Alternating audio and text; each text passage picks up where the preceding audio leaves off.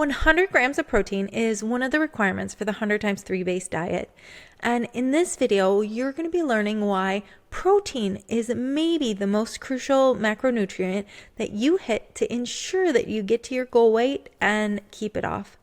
My name is Courtney Jacobs, and I'm a functional nutritionist. I help women all around the world get to goal weight, learn how to keep it, and get off the yo-yo health cycle for the last time. I know about this all too well because I've gained and lost the same 60 to 70 pounds 5, 6, 7 times. It was very painful, and I used all of the tools that are in this channel to help me get to goal weight and maintain it. One of the main reasons why we shoot for 100 grams of protein is it causes a lot of satiation. Carbohydrates are like paper on logs. They burn up really fast, but protein is like the actual log. It burns for a long period of time. Part of the reasons why it's hard to stick with diets is because people are hungry all the time. P.S. If you're hungry, it's not the right plan for you. You should feel satiated. When your body's nourished with the right micro and macronutrients, we're not constantly hungry. When our blood sugar is regulated, we're not constantly hungry. So we start with 100 grams of protein to help us stay full. When you stay full, that reduces the overall caloric load. Now, I'm sure you've heard many places, a calorie is a calorie, and that's not the exact same because a calorie of broccoli acts very different in our body than a calorie of Skittles. Calories are also energy units. They are things that we have to burn off. So while it's important that we choose good quality food to come in, we still can't consume more than what our body uses in a day. Protein is going to be one of your saving graces to help you stay within your range. When you eat 100 grams of protein, you also work on stabilizing your blood sugar. Dysregulated blood sugar is something that stalls and causes trouble for most people trying to lose weight. They say something like 70% of Americans are insulin resistant and about 30% know it. That means the vast majority of us have blood sugar issues and have no clue that we do. When we're hungry all of the time, when we crave carbohydrates, when we crash in the afternoon, if we get hangry, things like that are caused from blood sugar dysregulation. When we start changing the macronutrients from too many carbohydrates to more protein and fat, our blood sugar starts to stabilize. That allows us to not crave food as much. It helps our energy increase because we're not crashing in the evening. We find our sleep starts to get better. We're not waking multiple times in the evening. So when we start taking in that 100 grams of protein, our blood sugar will stabilize. When thinking about how do I stabilize it the best, you want to start your morning off with a higher protein, higher fat breakfast. When we start our day with carbohydrates, we spike insulin, and then we end up on a blood sugar roller coaster for the whole day, craving carbohydrates, crashing in the evening. So if you start your day with something like eggs and bacon or eggs and sausage, myself, over the years I just literally eat my dinner leftovers. I have steak and vegetables, I have pork, and whatever I had the night before, I have for breakfast.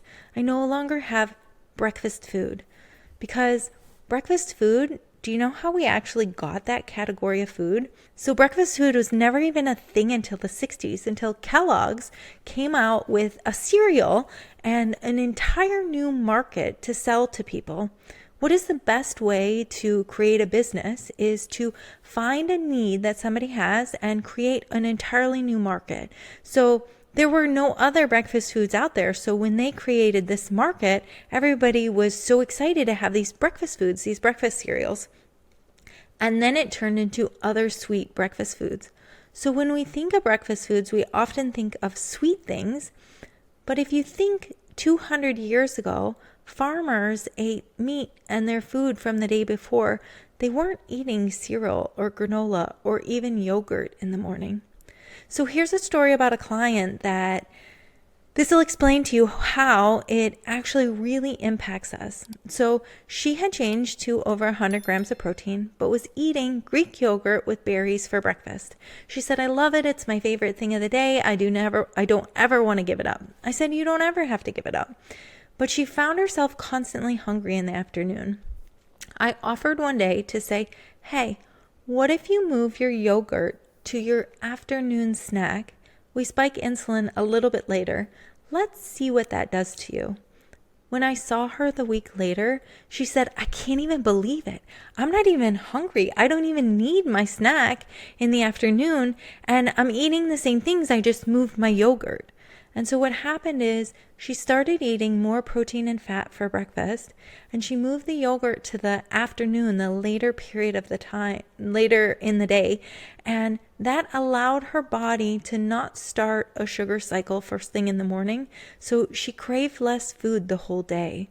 So when you're thinking about how do I get my 100 grams of protein in, think, what can I start my breakfast with so that I am taking in a good amount of quality protein and healthy fats? Another reason why 100 grams of protein a day is crucial is most women are not even hitting a minimum daily requirement for protein. When we go on a diet, we typically start taking in a little bit less calories. When that happens, our body can go after the muscle because that is a fuel source that it can start to eat. So to preserve our muscle mass, we want to make sure we have enough protein coming in so that our body is burning our fat and not our muscle. When you don't have enough protein and the body starts eating the muscle, your metabolic rate goes down. You burn less calories throughout the day. So that makes weight loss more challenging. But when we preserve your muscle mass, your daily metabolic rate stays nice and high, so you burn more calories, and those workouts that you're getting, you're actually building good quality muscle, so we're burning more calories at rest. So it's just a win-win everywhere. Something that most people do not know about protein is that it has amino acids in it that help our body build neurotransmitters. That helps us with our mood stability and with our sleep quality. So if we're wanting a good, stable, solid mood and good quality sleep, we need all of the amino acids we can get with good quality neurotransmitters so that our brain is functioning properly and so that our sleep is at an optimal place. When we're eating 100 ounces of protein, our cravings also go down. When we are eating less carbohydrates, we are helping our microbiome get into a balanced state. The more carbohydrates, starch, or sugar that we eat, we feed overgrowths of microbes, yeast, candida, fungi, worms. And when we have overgrowth in our gut microbiome, those guys inside of us literally ask us for the food. They ask us for more carbohydrates, and it makes it harder to say no. So when you have more protein and fat in your diet, you have less things coming in to feed pathogenic microbes, yeast, fungi. You'll also notice you probably have less gas, which your partner might thank you for, and you might thank yourself for. And the last thing about protein is that it creates sustainable, stable energy. We don't get energy crashes after good quality protein like we do with carbohydrates. Now, when you are thinking about, is 100 grams of protein correct for me? I want you to know this is not medical advice, and I please always want you to speak with your medical professional about what is appropriate for your body. But a woman's body can take between 0.8 and 1 gram per body weight of protein a day. And so I say 100 because it's a nice round number, and I've found hundreds and hundreds and hundreds of women that when they do this and they shoot for that as a minimum, they are shocked at how they're full, they sleep through the night. They're like, Courtney, I can't even believe how much food I can eat and I'm losing weight. And why am I not hungry? My whole life I've been hungry and diets have been so hard. And the first thing that they started changing was getting 100 grams of good quality protein in a day. Good quality protein comes from grass-fed animals, organic chickens, eggs, pork, seafood. You can get conventional meat. Know that organic and grass-fed is a bit better for you, but if you can't financially afford that, any conventional meat would be a great option. The options of protein that we don't want to shoot for are soy. Soy is estrogenetic. It mimics estrogen in the body. And most of our bodies, because we are exposed to endocrine disruptors from plastics to perfumes to multiple other things in our environment, we actually don't want to be taking in a bunch of soy. Soy is an empty byproduct and was never consumed in masses. It was consumed in the East, mostly in a fermentable form. And we found this cheap product that we literally started putting in everything from protein bars to shakes to little pancake things. That is not good quality protein. Some people also ask me, can I get my protein from beans and lentils, things like this? Yes, you can, but it doesn't have the same amino acid structure as animal products. And when you're taking in the lentils and beans, you have to remember the fact that they come with a higher carbohydrate load.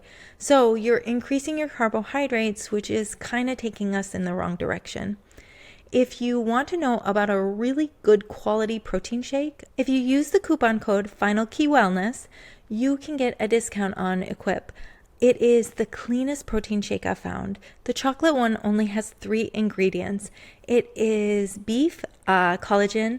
It is, oh, look at that. See, even the video loves it. Okay, that's funny, but I'm going to leave that in there.